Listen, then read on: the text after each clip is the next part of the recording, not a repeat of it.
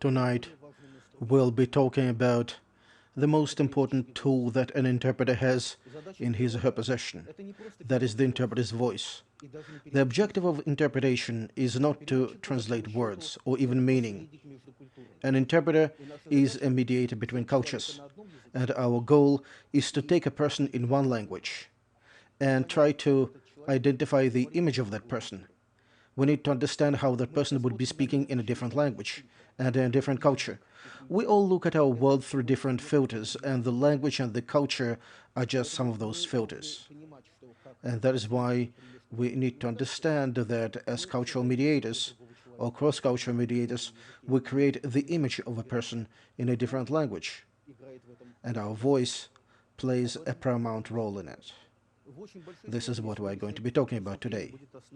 To a great degree, this presentation is going to be based on the book that was published in 2016 jointly with Michael Jacobs, a professor at the Monterey Institute of International Studies. The book, Improving the Interpreter's Voice, is trying to describe how our vocal training enhances our interpretation. We will try to answer some basic fundamental questions. How exactly interpreters work with their voices? How exactly the interpreter is trying to make the voice normal and natural? And how do you maximize the potential of your own voice? And here I can only quote Patsy Rodenberg, who said, "When the speaking does sound magical, you can be certain that it is always being supported by a robust technique."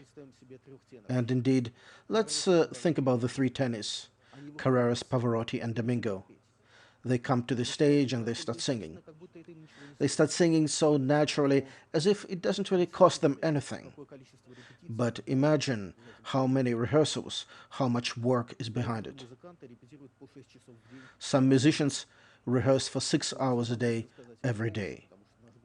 The same could be said about the voice, because our voice is not only what is given to us from nature.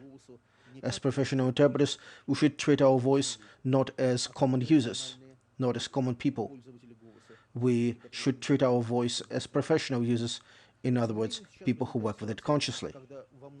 And unfortunately, now we have a situation when in many interpretation schools, voice training is to some degree separated from the training of interpretation.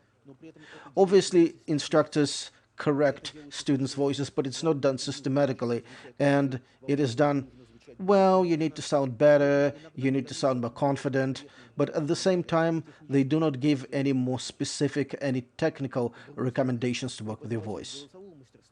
On the other hand, voice trainers often don't understand the problems that interpreters are faced with. They don't understand what particular difficulties or complications interpreters face. So another task that I have in my presentation today, and that was addressed in the book, is to match those two areas so that they would overlap to some degree. We need to understand not only voice training in general, but voice as applied to interpretation, and how exactly interpreter's voice could be integrated into interpretation training. On top of that, we need to remember that voice quality is also a very relative notion. Voice consists of several elements or several components. On the one hand, we have the anatomy, something that we cannot change. We cannot change the shape of our vocal tract. On the other hand, we have the learned component, something that we can learn, something that we can be trained and change. And that component superimposed over the anatomy of our vocal tract is going to allow us to improve the quality of our voice in general.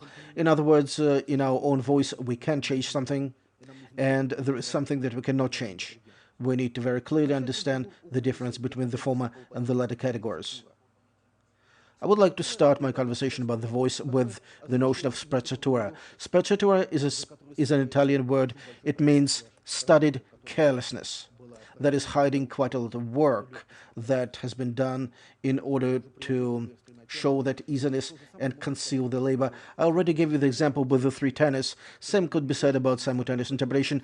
Imagine a simultaneous interpreter comes in, gets into the booth and puts on the headset and starts interpreting. And it's so easy, confident, and relaxed, but how much work is behind it? Same as for voice. I'm going to repeat myself a little bit, but some people, especially some professional speakers or people who work with voice, voice is sometimes too correct. It's too studied. It's too conscious. You shouldn't do that either. Because if the voice is mechanical, artificial, it's not something that we as an interpreter need. So we need to integrate our natural voice and the skills that we acquire during the voice training. I would like to propose you the following hypothesis. Try to observe it, try to see if it is correct.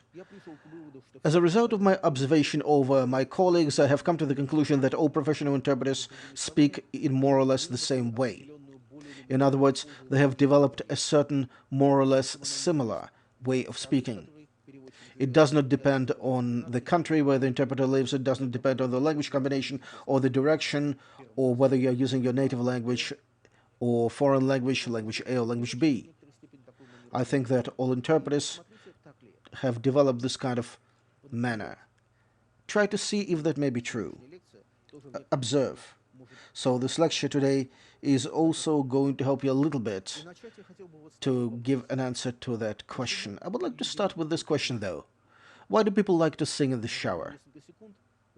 I'm going to give you a few seconds to think about it. I think that first of all, it is because nobody can hear us.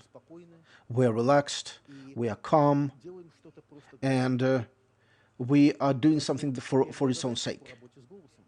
So the first task that you have in your voice training routine is simply to understand that you're enjoying the sound of your own voice. You are enjoying the process of talking. You do not try to compare your voice with the voices of other interpreters. You are simply inside yourself and are speaking calmly and comfortably. It is very similar to analyzing your own simultaneous interpretation, because you can analyze your own simultaneous interpretation only post-mortem. In other words, you can analyze it only after the interpretation is over. If you start to analyze your simultaneous interpretation as it's happening, then you are going to be in a feedback loop, and nothing good is going to come out of this, because you will simply stop interpreting because of that self-reflection. Same is true for the voice. Your voice should be worked on, and then add sprezzatura. Let it go.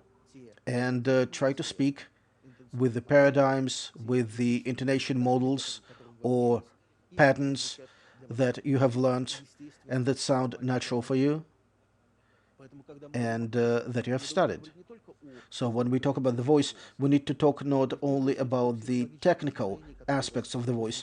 We first of all need to talk about the psychological state that you have when you are talking. You are with yourself. Even though there may be a lot of people around you, even though a lot of people can hear you, the psychological component of relaxation and enjoying your own voice is very important. And I think that it may even be more important than the technical aspect. Also, our voices are different to some degree. We actually have several voices. Let's think about what they are. First of all, we have a professional voice and a casual voice. They could be different, because as soon as you come to the stage or take a microphone and get into the simultaneous interpretation booth, you can suddenly use a totally different voice. As soon as you leave it, you change your voice back. Should our voice be the same all the time? Moreover, we can have a natural voice and a familiar voice. The voice that we're used to, the voice that we can hear, is not necessarily natural. The voice can be as perceived by us or as perceived by others. Many people don't like the recording of their own voice. Why does it happen? That is because we hear our voice, how it is reflected inside our skull. And that is why it is different from how from other people hear it. So once again, that is a mixture of the voice as heard by others, plus the reflection of the sound waves inside our skull. And that's why we have that difference. And many people hear the recording of their own interpretation and they say how horrible. We need to remember about that. We need to remember that we perceive our voice in a totally different way compared to how other people perceive it. And that's why the adaptation and the changes on our voice should happen considering how other people hear it, not how we hear it ourselves. And that's why some things may seem unnatural, but when we have actually analyzed the recording of our own voice, we are going to see that our voice is going to sound much more natural. Should we all use a professional voice? That's another good question. I think that the task that we have is a twofold task. The first stage, we need to find our natural voice. In other words, we need to understand how exactly our education, our previous life, conditioning, environment, culture, etc., diminished our voice, narrowed its capabilities. How exactly we strayed away from our natural voice. And then the second stage is to make the natural voice professional. When we have made the voice professional, the natural voice professional, it doesn't really matter where we talk, how we talk, who we talk to. We already have a certain manner of speaking. It is natural. It is not mechanical. It means we do not use one and the same voice all the time, but simply because we have developed a natural manner of speaking, which is our natural voice, we can simply use it all the time and make it our professional voice. So the task consists of two elements or two components. The first thing is to understand what limits our voice, and secondly, make that acquired natural voice our professional voice. At the same time, we need to remember about some other things. For example, the correct breathing technique. We are talking about the voice, but we're talking about the entire cycle of speech. We are talking about the physical body, we're talking about breathing, posture, we are talking about very, very many other aspects. For example, how we move. We need to remember that our voice starts with breathing because breathing is the foundation on which the voice is based. We need to remember about techniques or methods that are going to allow us to reach correct breathing as well, for example, during simultaneous interpretation. For example, you need to remember that in simultaneous interpretation in the booth, you must never close your lips. Because if you do, there is a very high probability that you are going to be smacking your lips, and obviously the microphone is going to pick it up. As soon as you finish the sentence, do not close your mouth. Only your booth mate is going to see you like that, with your mouth open. No harm done. I really don't think that your client or the delegates are going to look into the booth to look at the interpreter with his mouth open. But at the same time, you're not going to smack your lips or have some unnecessary sounds. All those things they need to remember. How do we start looking for our own voice? What is our natural voice? Let's start with such a simple exercise. Humming.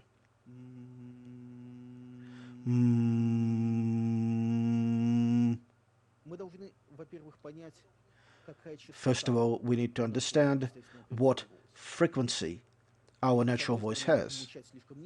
Of course, on the one hand, we can hum too low or too high, but when we simply relax our vocal folds and hum, this is what our natural pitch is. So the first exercise that we need to perform is humming. We need to understand in our average life, common life, is our common voice too high or too low? If we're either too high or too low, in that case, we strain our voice, we strain our vocal folds, and as a result, our voice gets tired much quicker. So the first exercise is humming. Try to hum and see if it works for you. Is your humming higher than your common voice or voice you are used to, or is it lower? Another version of that exercise is to say,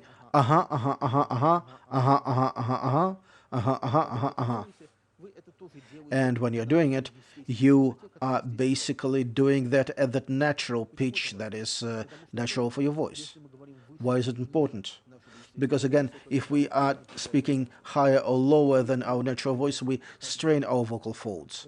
If we're interpreting every day, if we use our voice professionally, all that strain can eventually result in some negative consequences. So the more natural our pitch is, the less your voice gets tired. And that is very important. Volume. That is another characteristic of our voice that we need to remember about. Interpreters don't like booth mates who yell and scream in the booth. They're called boomers, and nobody likes them. Of course, the headset creates an additional difficulty because it isolates us from the environment, and some people simply cannot monitor the volume of their own voice. And that's why we need to remember that we're using the headset and the microphone.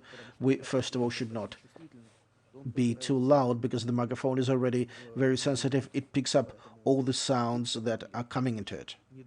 And that is why an announcer or an interpreter should not be too loud. Moreover, when our ears are covered with the headset, we should monitor not only how we hear our own voice. The headset is essentially a filter. It does not allow our own voice to reach our ears. And that is why we need to monitor the vibrations that we have in our vocal folds, in our throat, in our vocal tract. Monitor the vibrations when you are using the headset, and that's going to allow you to understand how loud you are, on top of listening to your own voice. That's the eternal problem of interpreters. Some interpreters say, I am using only one ear for the headset because I cannot hear myself.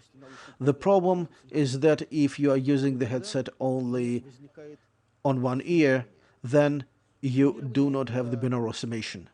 Binaural summation is a biological mechanism that allows you to hear softer sounds with two ears than with one ear. So, in order to understand speech with one ear, you need to increase your volume as compared to both ears. The problem for the interpreter is that if you are using only one ear in simultaneous interpretation, then the speech intelligibility decreases dramatically. In order to compensate, you increase the volume of your headset. It is very easy to test. You can, for example, take your headset and use only one ear, and then turn some music on. Make the volume comfortable with one ear, and then add the second ear. In other words, put the second earpiece on. You will see that when you are listening to the same music at the same level with two ears, the volume is going to be much higher, and sometimes it may even become uncomfortable.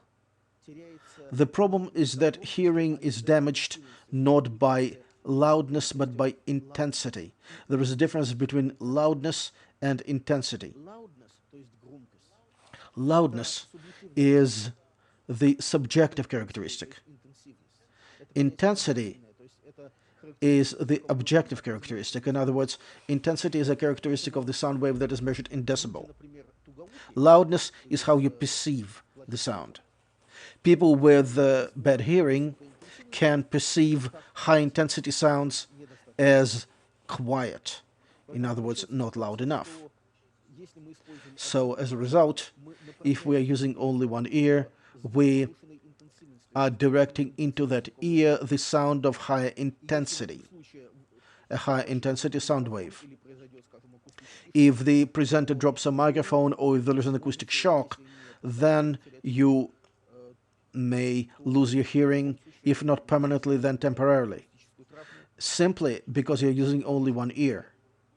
It can result in an acoustic trauma, which will be unpleasant, to put it mildly.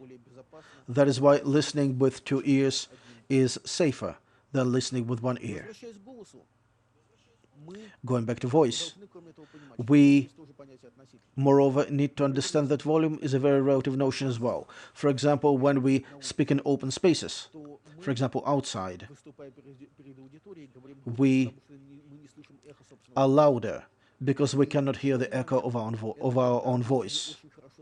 And one more thing, when you cannot hear well, you tend to raise your voice. For example, it happens when you cannot hear somebody you speak to over the phone, you start raising your voice. Same happens in the booth for simultaneous interpretation. When the interpreter cannot hear well, when you have the cognitive overload, you are trying to compensate somehow and increase the volume of your voice.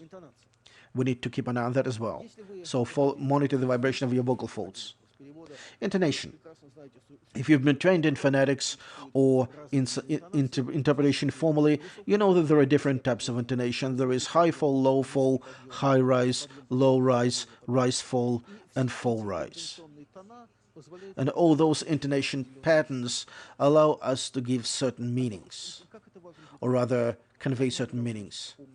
How is it important for the interpreter? Why should we remember about the intonation? Why is it important? First of all, we should remember that there is a difference between male and female intonation. There are such things, for example, as voice at the end of the syntagm. At the end of the syntagm, when the sentence is not finished, women sometimes raise their voice and men sometimes lower their voices. Voice goes up in the first case and down in the second case. It's not because male voice is worse than the female or the other way around. It is just a learned intonation pattern, some kind of social conditioning. Why is it important for the interpreter? The thing is that a sentence consists of syntagms or chunks, and each one of those syntagms is a meaning unit. In interpretation, especially in simultaneous interpretation, we have a situation when we are using a technique that is called segmentation. It is called saucissonage.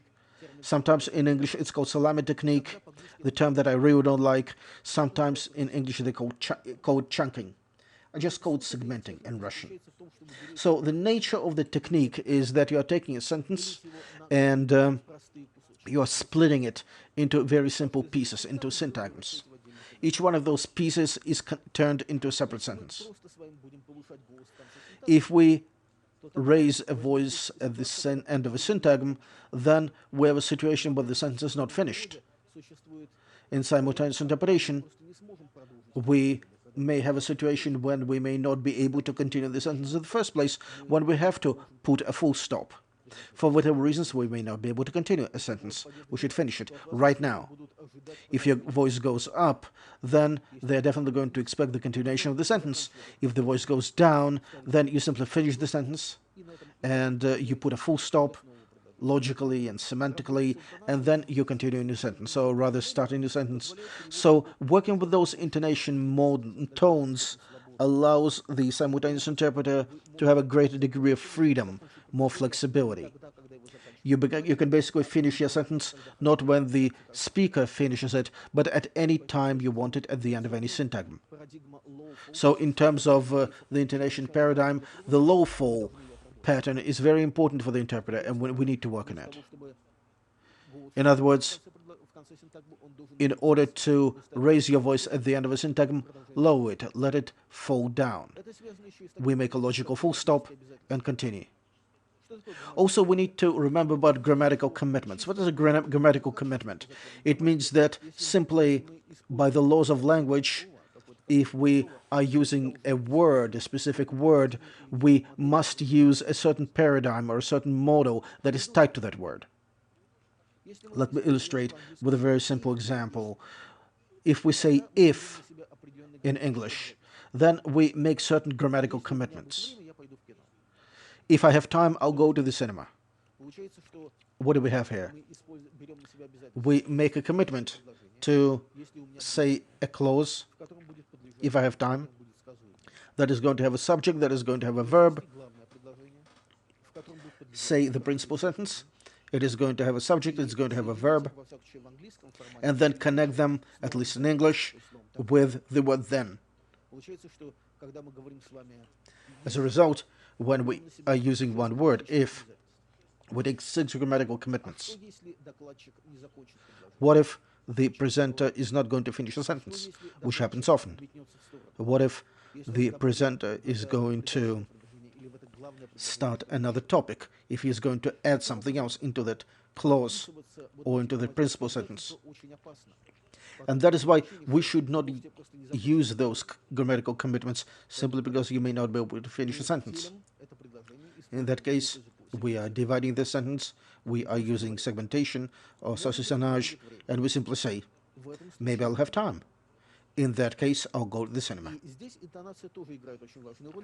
And here the intonation plays a very important role because by doing it, we essentially very clearly indicate that at the end of the sentence, the voice goes down, that we have finished a thought, we have finished a sentence. Moreover, we use that full intonation in order to create a certain rhythm. A rhythm that doesn't excite the listeners, that calms them down, that creates the feeling of confidence in our interpretation. And to a significant degree, the subjective perception by a client or by the audience or by the people who are listening to us is due to the full intonation. If we have a lot of full intonation in our interpretation, the interpretation sounds very calm, very collected, and confident.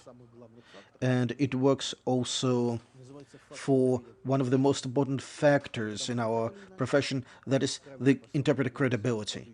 One way or another, your correct voice, the full intonation, the calm voice, allow people to listen to our interpretation and trust us. How can we work on that intonation? There is a very interesting piece of software that is called Speech Analyzer. When I was a student in the early 1990s, you had to book a special audio lab, and it had a big electronic unit that probably had vacuum tubes, oscilloscope that showed you intonation. This software has been online for many years. You can work with it, and I would like to show you how it works. Essentially, it's the intonation software. It shows you how your voice goes up or down. Let's see how that software works, and I'm going to share with you another screen that is going to show the interface of the program. Speech Analyzer can be downloaded. It's free software. This is how it works. First of all, we need to turn the microphone on and record an audio sample. As you can see, when I'm speaking, this bar is changing. We can see that the sound is coming into the software. We are clicking the record button, and we simply start experimenting with our own voice. The first thing that we need to understand is how our voice sounds when it's high and how it sounds when it's low. In other words, sometimes some people don't understand, that was my mistake in the past, some people don't understand how I sound when high and how I sound when low. And because we don't understand it, we cannot create the full intonation, we cannot create the rise intonation, or rather you naturally speak with a fall or rise intonation, but it's unconscious. Sometimes you switch fall for rise and rise for fall, and we need to work with that consciously. In other words, from the very beginning, we need to clearly understand what kind of physical sensations I'm having when the voice goes up, what sensations I'm having when the voice is going down. In order to do that, you can just go ahead and start with playing with the software. You turn it on and you start recording your own voice with various intonations. For example, yes, yes, yes, yes, yes, yes, yes, yes, yes, yes, yes, yes, yes, yes, yes, yes. And then you can show it graphically. You see that here I tried very different kinds of intonation. Fall rise, rise fall, high fall, low rise. But the intonation that we need is low fall at the end of the syntagm. Low fall, low fall, low fall, low fall, low fall. And this is how we start. The first thing that we need to do is to understand how a voice works with high frequencies and with low frequencies, and how exactly to manage our voice. Very useful piece of software. In order to work on the full intonation, we can use another exercise. Let me record one more sample. When we say E, naturally you can say E with a high voice and low voice, but most people will probably say E with a high voice. When we say R, we probably naturally say it at a lower pitch. So the exercise is ia, ia, ia, ia, ia, ia.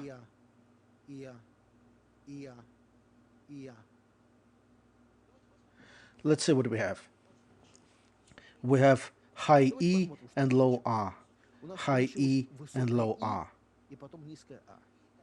And so when you are saying IA into the intonation software, pay particular attention to how exactly your vocal tract is working, where it's tense, where it's relaxed.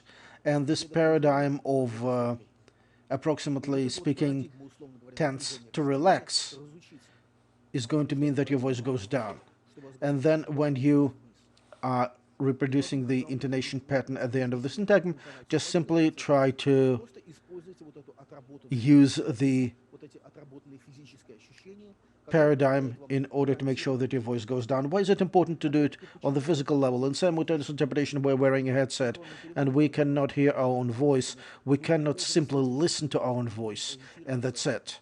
We need to understand what the physical sensations are when the voice goes up and goes down.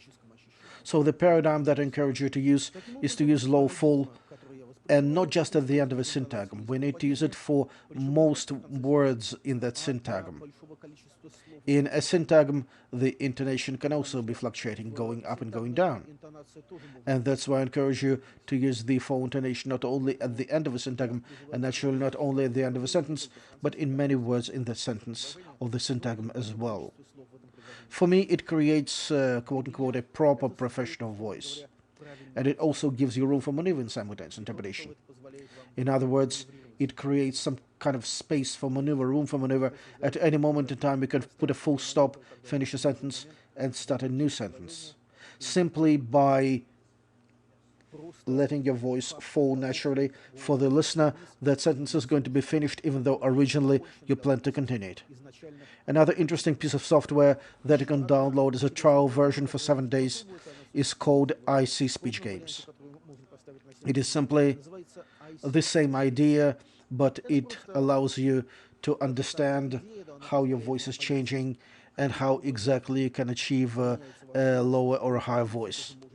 IC Speech Games is the software that allows you to select 4 games. The nature of those games is the same. You can look at yourself. I'm going to choose just one of them, and I'll show you how exactly it works. Now we have a little airplane, and simply by changing our pitch, we can control that aircraft. You see how now it's jumping up and down because my intonation is jumping up and down. Let me try to make that plane take off and stay at a certain altitude.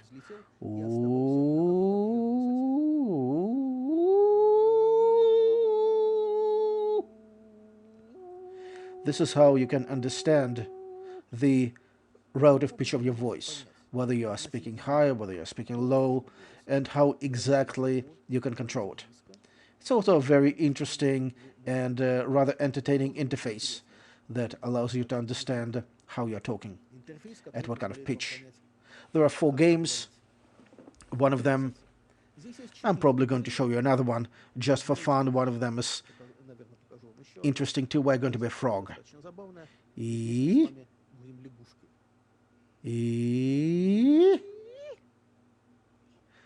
It's interesting that we can also set up the frequency, the target frequency.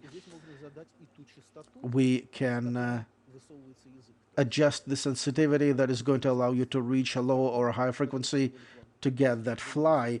If you need to reach a particular frequency, it can be configured. This is a fun piece of software, and it's actually even more interesting than the first one that I showed you. It's going to allow you to understand what kind of pitch you are talking with. Another characteristic of the voice I would like to talk about is resonance. Resonance is overtones. that are overlapped with your voice.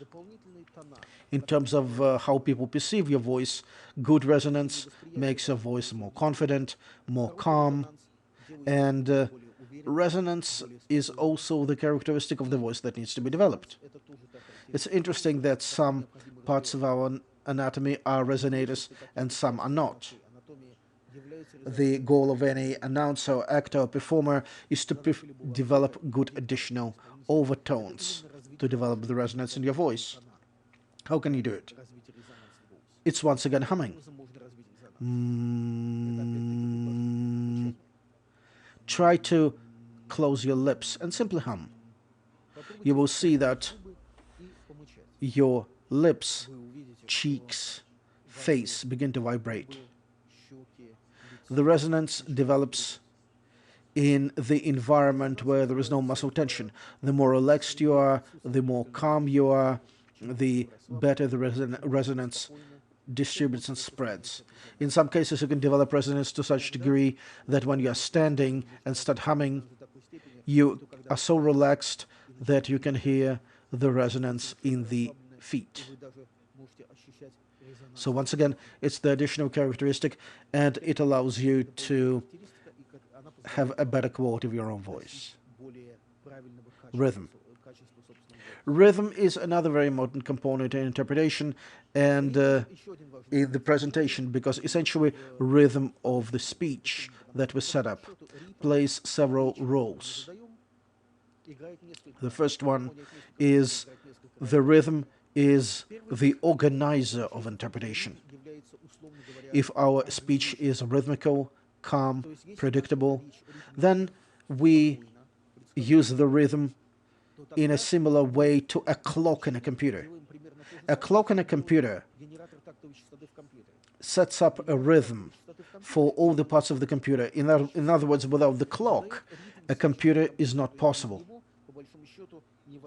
The rhythm that we are setting up is this organizing factor. We set it up with our own voice. So when we're interpreting, we should not pay attention to the rhythm of the speaker. Some people are too choppy, and if we use their rhythm, we will be hypnotized by it and speak choppy as well. We need to create our own rhythm that is convenient for us, that is comfortable, and we overlap words, expressions, the nature, the texture of interpretation onto the rhythm. So another exercise that I can recommend for rhythm development is metronome exercises. There are many pieces of software, both for the PC platform and for the mobile platforms, that are metronomes. Start with just taking a text and reading it, but you read it rhythmically and at different rates. The best rate for simultaneous interpretation for the presenter is 120 words per minute. So if the speaker is speaking at 120 words per minute, it is considered the best rate for simultaneous interpretation. Unfortunately, many don't speak like that. Average Americans speak at about 150 words per minute, and sometimes we have to deal with much higher rates of delivery, 200 words per minute, and even more. So if we do not arrange our speech rhythmically, we will not be able to synchronize or match all the components of simultaneous interpretation. We cannot rely on the rhythm and the rate of delivery of the presenter, because they're going to be changing all the time. We should create our own rhythm, and that rhythm for us, the rhythm of our own voice, is the foundation, or the canvas, if you will, on which we paint our own interpretation. So when we have a certain rhythm, people who are listening to us already expect the next word at a certain moment in time. It means that we have time to think before we actually have to say that word. We have to mull, we have time to think. And for example, I understand that before I need to say the next word, I have X number of nanoseconds in order to think about what that word is going to be, what word I need to choose, what kind of internal transformation in interpretation I need to make. So the rhythm is essentially the integrating element and integrating component. It is a certain internal timer. At the same time, the rhythm creates the impression of confidence. It creates impression of calm. And it also adds together with the full intonation to interpret credibility. When your client, when your delegate who is listening to you, hears the full intonation and the correct rhythm, it calms them down, it increases confidence, and it helps to a significant degree to improve the quality of the interpretation in general. On top of that, we need to remember about technology. For example, the microphone proximity effect. This is something that we need to remember as well. TV announcers and professional speakers know it very well. The closer you are to the microphone, the warmer your voice is going to sound. And the warmth of your voice is also a very important credibility factor, because if your voice sounds not just confident but warm and pleasant at the same time, then it increases credibility. So when we're talking about the voice, we also need to understand the technology that the voice is used with. We need to understand our voice in the technological context. Are we using the microphone, not using the microphone? Are we speaking in front of an audience? Are we doing consecutive or simultaneous interpretation? So if I step away from the microphone, my voice is going to sound completely different compared to when I approach the microphone closer.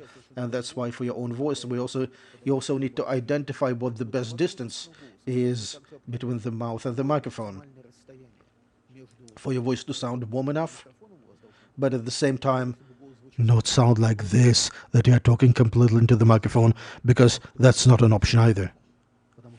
So that is another task that we need to identify technology and how your voice is used with that technology. And naturalness. Your voice should sound natural. I already mentioned it. I think that some voice trainers and public speakers have perfected their voice to some kind of mechanistical standards. An interpreter cannot allow it. We cannot sound mechanical. We cannot speak artificially. As Patsy Rodenberg says, rather than control the words and dominate them intellectually, I would like to see the actor painted by the words, as though he or she were a canvas, gradually taking shape from outside stimuli. In other words, the words are the paints and brushes, and our voice is the canvas. We need to remember that. Regardless what voice we're working on and what voice model we're working on, it's still a little bit different every time. It depends to a significant degree on who we're interpreting, what the situation is, who the people are. There are voices to convey information, there are voices in order to persuade people's emotions, to convey certain emotions. We need to work on all those styles. The voice that we're using is configured not only by our own desire to speak in a certain way, but by the characteristics and properties of the speaker who we're interpreting. And here we are talking about another very important component, that is how to express emotions in interpretation. Because an interpreter should never be a calque. We should not be a carbon copy of the speaker. It's going to sound funny. It's going to sound pretentious. We should not copy the manner of the speaker. We should not copy the manner of the presentation. We should use our own voice, but at the same time, we should convey some emotional things in the presentation. How to do it? To a great degree, it is connected, related to the tradition of interpretation, teaching, and what language combination we're talking about. Because imagine that you're interpreting Norwegians into Italian. And if you try to convey the Norwegian kind of calm in Italian, everybody is going to fall asleep, and the other way around. If we translate Italians into Norwegian and we're going to use Italian emotional patterns, Norwegians may go crazy. So that is another thing that we need to remember. In the English-Russian / Russian-English language combination, an interpreter is always more calm, more official than the presenter. But it does not mean that you're not conveying emotions. So in terms of the voice and in general, interpreter is faced with a very creative challenge. You should convey not only the words and the meaning, but the emotional nature of the presenter and to what degree you can integrate it into the target language. In some degrees, in some situations, it becomes particularly important. For example, in court interpretation, when you need to convey not only the words of the speaker or the witness, but the person's emotional state, because very important decisions are going to be made based on that. Another important component for voice is stress management, because actors experience stress levels similar to a victim of a major car accident. This is what we need to remember.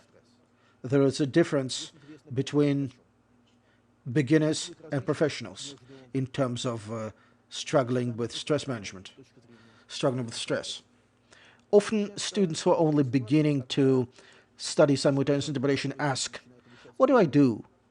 Every time I enter a booth, when I put on my headset, I'm paralyzed. I don't know what to do with it. I don't know how to fight it.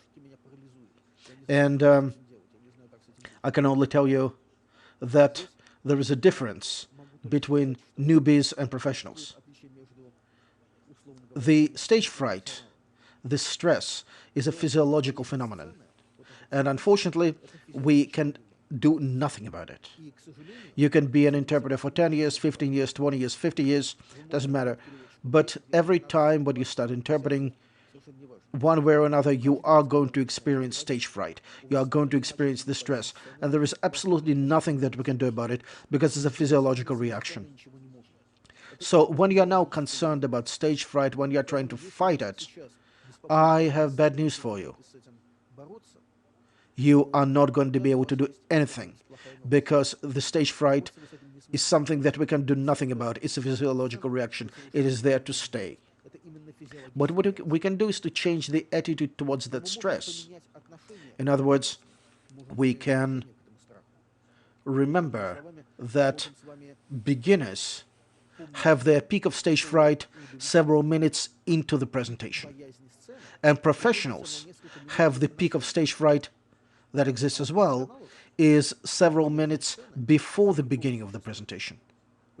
So the only thing that you need to do is to basically pull that stress to the beginning of the before the presentation.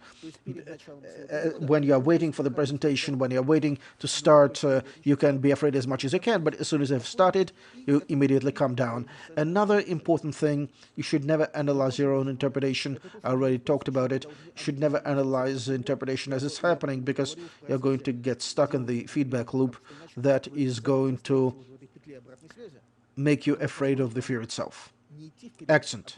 Accent is another very important component. This is something that we need to work on all the time, and getting rid of the accent is the task of a professional interpreter. Ideally, the best way to minimize the accent, you cannot get rid of it, to minimize it, is to live for a year or several years in the country's language and try to minimize that accent. The problem is that accent is not a cosmetic thing. Accent, foreign accent, well, it depends on the language, it depends on the language combination, but in general, an accent, a foreign accent, is something that native speakers treat as something that has less credibility. You know, it's not xenophobia per se, but native speakers think that statements made with an accent are less trustworthy than the accents that are made without the accent.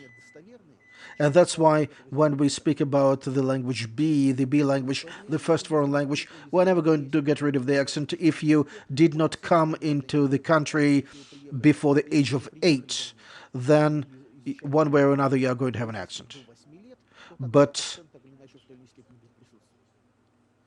the accent may be compensated again by neutrality, by the full intonation, by the rhythm, etc., etc. And that's why all those things I talked about are very important. The full intonation, the rhythm, increase the credibility factor to the interpreter, and they also reduce the negative perception of a foreign accent when you're interpreting into your non-native language, which is your B language. We also need to remember that our voice changes all the time.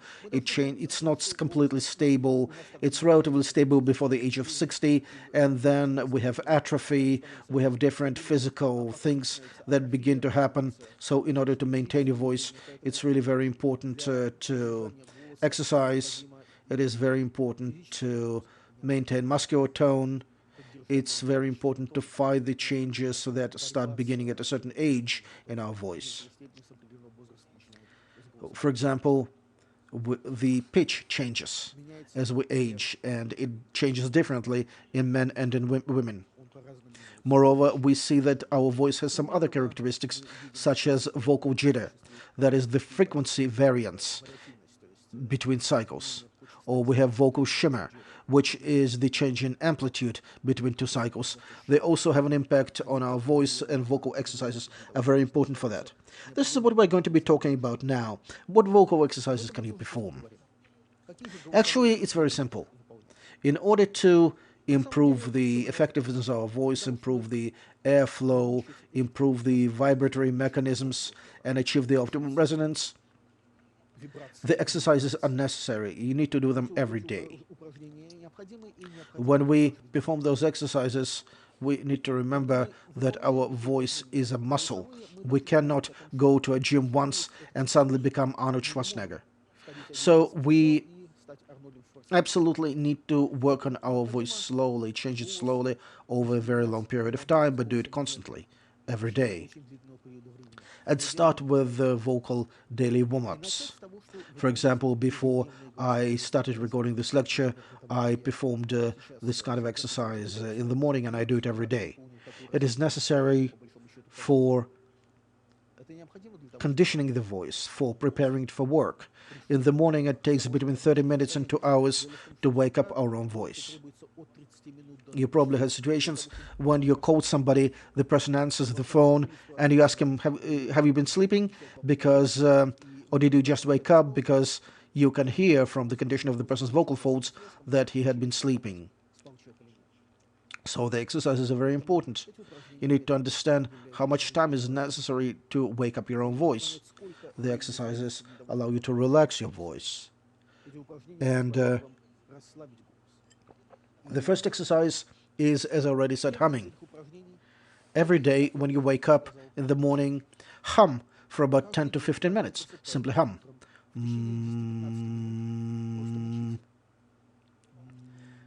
In order to develop additional resonance, alternate humming with vowels.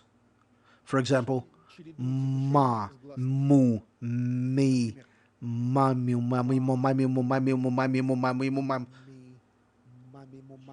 Humming allows you to achieve the optimum resonance. It allows you to help your vocal folds to wake up.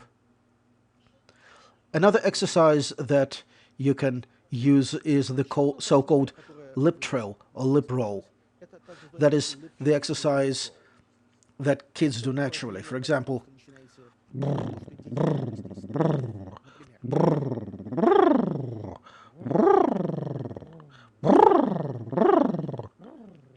you simply blow air through your lips, and it performs several positive things for your voice. It does several good things to your voice.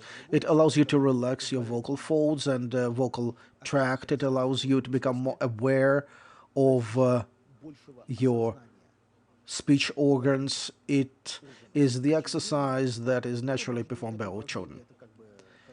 It also helps.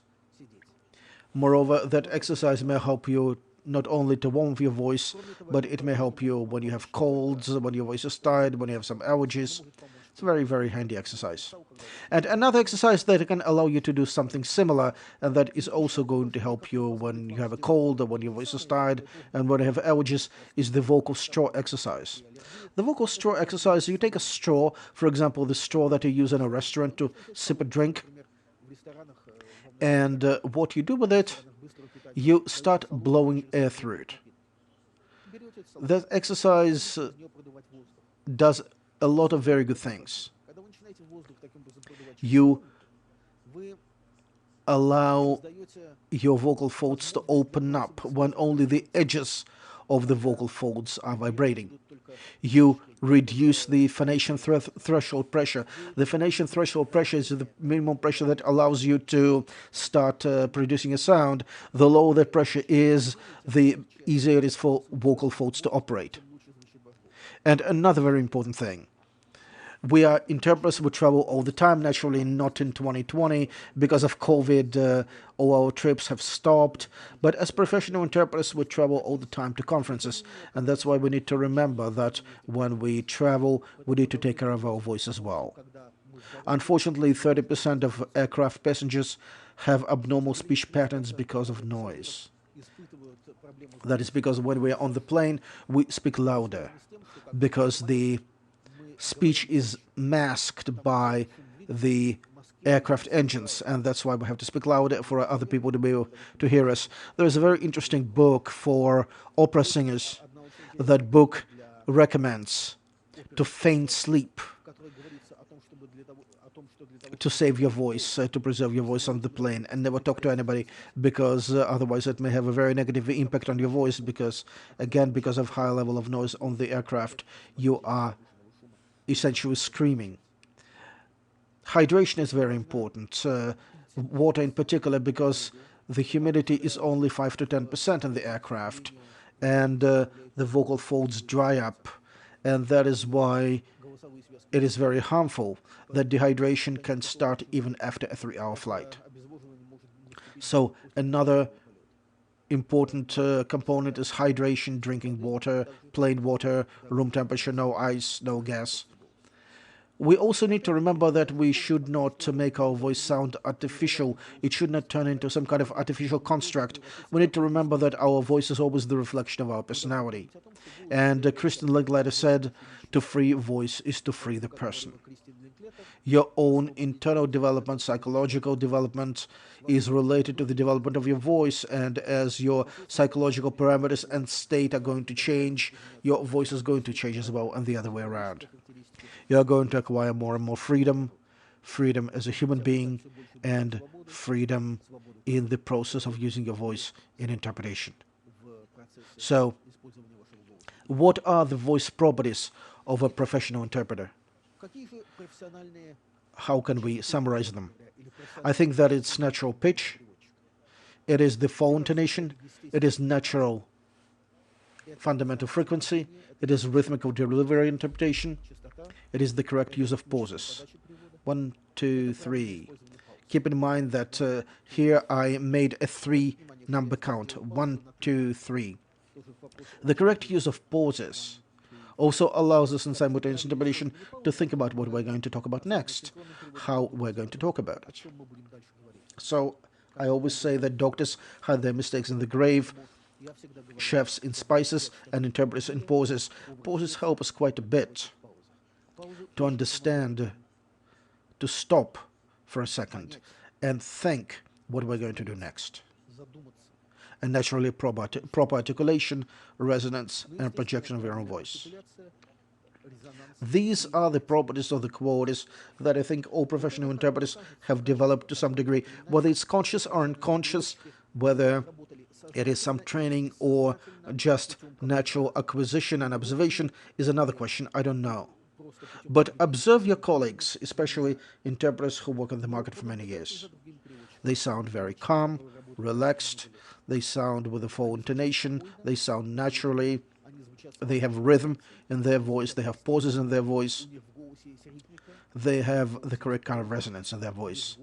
And in the final analysis, as I think, definitely I cannot prove it scientifically, it is the manner that I think all professional interpreters develop, people who have accomplished professionals.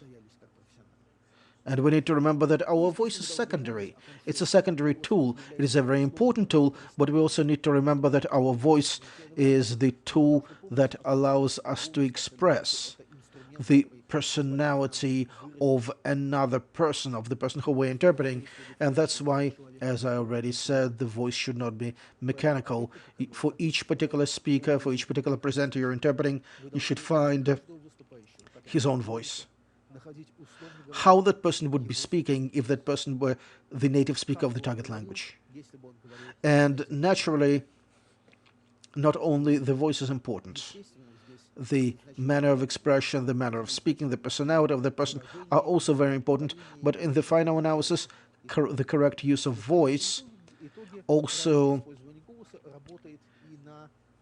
allows you to communicate properly. and it is also very important to convey the personality of the person in a different culture. If you're interested in the companion website for the book, you can check it out. It is the companion website for the book. It has exercises, recommendations, additional materials, and some other interesting things related to the interpretive voice. Thank you very much. That completes my presentation. I would like to thank COSINES and all the organizers of this conference for this opportunity to talk about this topic today.